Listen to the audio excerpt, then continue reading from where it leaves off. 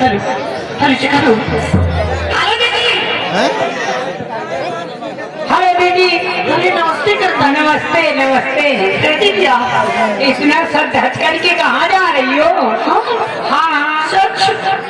आज तुम्हें नहीं मालूम? मुझे नहीं मालूम। नहीं मालूम? और बच्ची इतना सुनो सिंगार करके कहाँ जाती हो? मैं? हाँ मैं तो जा रही हूँ। कहाँ? इन लोगों को देने। क्या बच्ची? मनोरंजन। हाय मोर भैया, ये बुढ़ाती। अरे मनोरंजन देने जा रहे हैं।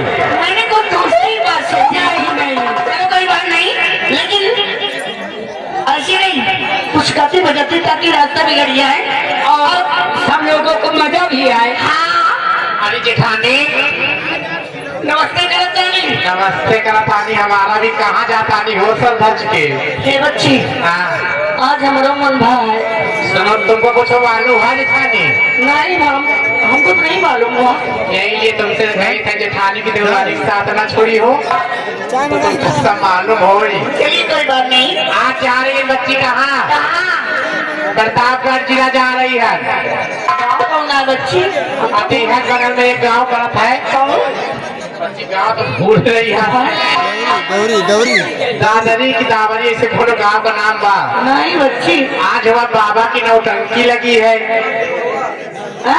बाबा की नौटंकी लगी है? हाँ बच्ची, तुमको नहीं मालूम? नहीं मालूम। जगन्नाथ की पुरवा है ये जगन्नाथ का पुरवा। हाँ जेठानी, कहना क्या? जब तुम बाबा का धोखा दिया हो ना, हाँ तो तुमका तुम कुछ ना मालूम रही। चलो कोई बात नहीं, ये सारी बातें छोड़ो। हाँ अब चलो हमारे साथ। सारी सखियां मिलकर हाँ। आज चलेंगे किधर? किधर? सुमन की ओर। चलो। चलोगी? और क्या? सच? सच में। आज तो थी मोड़ बना के और कुछ, हाँ लेकिन कुछ दूसरे बातों का करीब हो। चला हमारे साथ। चलो।